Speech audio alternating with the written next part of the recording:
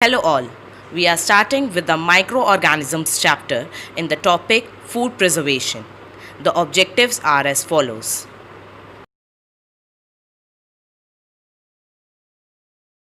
Oh my god, I forget to take out my lunch from the bag from the last day I bought. Let's check out what will happen. Oh, it's smelling. See what happened? Why did the fungus grow on this? Why the microbes grow on the pickle? Because of the conditions required for the microbes. The microbes need the appropriately 5 conditions which are needed for the growth of the microbes. That is the temperature, the pH, the oxygen level, the nutrients, that is the food, and the humidity. The humidity content is, as you know, that there is a rain, when there is a rainfall, the more amount of food get spoiled in the rainy seasons because of the presence of humidity, the water content or the moisture, you can say, in the food material. If we remove any of these conditions, the microbe growth will be stopped, and if the microbe growth will be stopped, the food will not spoil. So what we are going to do, we will remove one of the conditions from using any of the processes, and the whole process will be known as the food preservation. Food preservation is the process of treating and handling food as to stop or slowly down spoilage caused or accelerated by microorganisms. Now let's move to the kitchen and see the other different materials for the preservatives. Now first of all, we will start with the sandwich spread. In the ingredients, the preservative is INS 211, as you can see here. Then we will go for the bread preservation, and we will see the preservation in the ingredients, that is E282 is the preservative used here. After this, we will go with the amla murabba, and we see the ingredients here. Here is also the class 2 preservative, that is the name is INS 211. After this, we saw the sauce, and here the preservative used is E211. Again, we started with the lemon syrup, which is having the preservative of INS 224. What is the meaning of these numbers? What are these codings? So we search for these preservatives. Specifically, we search for the preservative E211, and we search and we get the result as this is the sodium benzoate according to the European list. Right, so now we will check for the European list preservatives which are we have to search what we are using. So in this, the European preservative list, what we will get, the new list in which the most common are the sodium benzoate and the potassium metabisulfite. So all the preservatives we had observed till now are in the packaged form, and those packaged preservatives are the synthetic preservatives or the chemicals which are used for the preservation. But for the preservation, we are using some natural methods as well, like boiling, like pasteurization, are some methods are where the chemicals are not using and only the natural substances we are using. Some of these preservatives we can use at the home as well for making the pickles, for making the jams and all the things. Let's check one by one. So first of all, we will talk about boiling. Some food items like milk are usually boiled before their use or storage. Boiling kills many microorganisms. If you observe the label of pasteurized butter or the pasteurized milk, what is pasteurization? A method of preserving milk by heating it to 72 degrees Celsius followed by quick cooling. Pasteurized milk need to be stored under refrigeration to keep bacterial growth in check. Now next method we will move towards the drying. This method reduces water content sufficiently and thereby prevents or delays bacterial growth. As you can see that the mango peels are dried now, as we had sliced the mango pieces and now it is dried. and now we can use these pickles for the long period of time for using as for the amchur or as for the pickles. Okay, now quickly we will move towards the sugar and the salt preservation. So first of all, if we talk about the salt preservation, like for example, if we talk about the pickles, like mango pickle or lemon pickle, all these pickles are having the huge amount of the salt as well as the oil are there, and sometimes we generally at home we dry them first and then go for the formation of pickle. So all these drying, using of the salt and the use of the oil help in preventing it for the 5 to 10 years so that it can be secure and it can be eaten for the 10 years.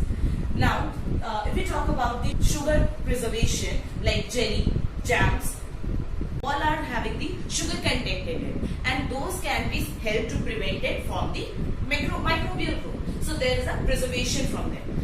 Here we can see the example of the amla, which is used for making the amla murabba, that is for the sugar.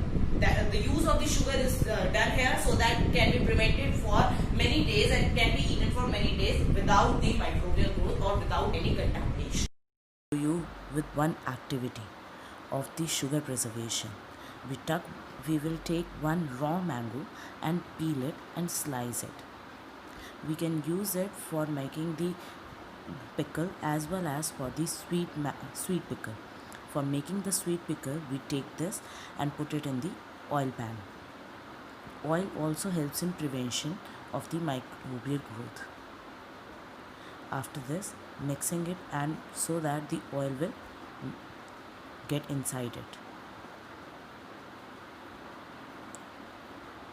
After some time, we will take out them in separate plate, and then for making it sweet and as well as for prevention, we put the sugar and some amount of water for making the chashni. Now when the chashni is completely made, we will put the slices back inside the pan and let it cook. Okay, now as it is ready, we are putting it in a bowl. Now we can preserve it for the 10 days or 15 days. We can eat it and put it in the fridge. Now let's quickly move towards the next preservative, that is the acetic acid. So first of all, if we talk about the acetic acid, the common acetic acid we use at the home is that of the vinegar. If we talk about the vinegar is used for making the pickles and also as a preservative in the pickles. Vinegar also stops the growth of the microorganisms. Except that there are citric acid and the phosphoric acid also present, which helps in the beverages and some soft drinks for the flavoring as well as the preservatives. The next point, that is the vacuum packing. Now vacuum packing, as the name consider, we are talking about the vacuum here, right? We already talked about some conditions, right? If you remember that we talked about the oxygen, right? So if we take out the oxygen from the atmosphere, from the environment where the bacteria starts growing, the bacteria will stop. They will not get the oxygen to go for the survival. Okay, so what we are trying to do, we are taking out the oxygen, we are taking out the air in the vacuum packing so that the bacteria will not grow. So how we are doing that thing? What we are doing, we are taking the food in the seal pack bottles or in the packet, and we are taking in the food and we are sucking the air from that. Generally in the markets, when we are having the packaged materials that are vacuum packed, they are done by the machines. But when we are doing the experiment or anything, we can do it with the help of vacuum cleaner as well. Okay, what we are trying to do, we are taking the packet, we are putting the material, like for example, if we are putting some fruits or something like that, and then we are sealing it. And after sealing, we are taking the air from that, and that with the help of vacuum cleaner. What will happen? The oxygen will not be there, and due to which, if the oxygen is not there, the bacteria will not survive. One more advantage is there, that the oxygen is not there, so there will be no oxidization. If there sanitization, there will be a less spoilage of the food as well. Next is canning. Now, if we talk about the canning, in the canning, the cooked food is used as well as the cans are also boiled or sterile. Why we are boiling it? Why we are boiling the cans or the bottles here? Because during the boiling, we are killing or weakening the microorganism, and therefore we are steriling the cans. And in those sterile cans, on the spot after the boiling, we take them out and also put the food in that and seal them. Why so? Because there will be less microorganism or weakened microorganism, or the microorganisms are killed. Now that canned material can be stored for the longer period of time. But when the can is unsealed, then it will be the microorganism that will start working. Then after opening of the can, the work will be the normal. So it is advisable to use that for maximum 1 month more to use that food, not more than that, because the microorganisms start working on that. Now next we will talk about the freezing. Now, if we talk about the freezing in the microorganism, generally the microorganisms are not killed by the freezing, most of the microorganisms, but not all. Some are killed by the microorganism, but some are having the activity slow down. Their activities get slowed down during the freezing. During the temperature, the cold temperature, the activities get slowed down, their chemical changes either slow down or stops for the movement. But the bacteria did not kill, or the microorganism does not kill. Now, if we talk about the freezing of the temperature, if we keep the vegetables and some McCain like vegetables or everything at the freezer so that it cannot get spoiled easily. It can be stored for months. Recapitalization. So I hope students that everything is clear to you all. In this video, we had talked about the food preservatives, in which we talked about chemical preservatives. We talked about the boiling, we talked about the pasteurization, we talked about the drying, and we talked about the salt and sugar. Except that we also added the acetic acid, the canning, the freezing, and the vacuum bagging. I hope that everything is clear to you all. Thank you all of you.